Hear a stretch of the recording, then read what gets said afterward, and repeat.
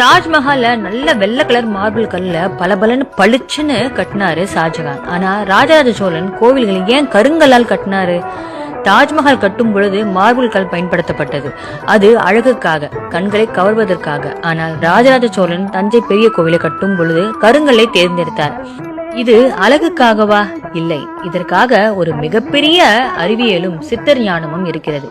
சிற்ப சாஸ்திரம் என்ன சொல்கிறது தெரியுமா? எல்லா கல்லிலுமே சாமி சிலை செய்ய முடியாது. சித்தர்கள் கல்லை 3 வகையாக பிரித்தார்கள்: ஆண்கல், பெண்கல், ஆழிக்கல் என்று. இதில் மூலவர் சிலை, கருவறை சிலை செய்வதற்கு ஆண்கள் மட்டுமே பயன்படுத்தப்படும். ஆண்கல்லை எப்படி கண்டுபிடிப்பார்கள் தெரியுமா? உளியால் தட்டும் பொழுது டாங் என்று வெண்கலம் மாதிரி தெளிவான சத்தம் வந்தால் அது ஆண்கல். ஏன் ஆண்கல் மட்டும்? மார்பிள் கல் ஒளி மந்திரம் அதிர்வுகளை திருப்பிவிடும், அதாவது ரிஃப்ளெக்ட் செஞ்சிடும். ஆனால் இந்த கருங்கல், அதாவது ஆண்கல், ஒளி மந்திரம் அதிர்வுகளை தனக்குள்ளே இழுத்து வைத்துக் கொள்ளும், அதாவது அப்சர்வ் பண்ணி வச்சுக்கும்.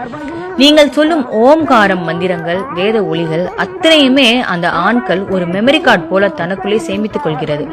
1000 ஆண்டுகள் தினமும் உச்சரிக்கப்படும் மந்திர சக்தியை இந்த சிலை ஒரு பேட்டரி மாதிரி சேமித்து வைத்துக் கொள்கிறது. அதனால்தான் நீங்கள் கருவறை முன் நின்றாலே அந்த கருங்கல் சிலையிலிருந்து வரும் அதிர்வலைகள், சக்தி, ரேடியேஷன், இப்படி நீங்க எதை வேணாலும் வச்சுக்கலாம். நம் மனதை அமைதிப்படுத்துகிறது, உள்ளத்தை குணப்படுத்துகிறது. ஒரு வெறும் கல் அல்ல, மந்திரத்தால் உயிர் பெற்ற தெய்வம் அது. அடுத்த முறை கருப்பு சிலையை பார்த்தால் அதை கல் என்று மட்டும் நினைக்காதீங்க. அதுக்குள்ள சேமித்திருக்கும் 1000 ஆண்டுகளான சக்தியை நீங்க உணர முயற்சி செய்யுங்க.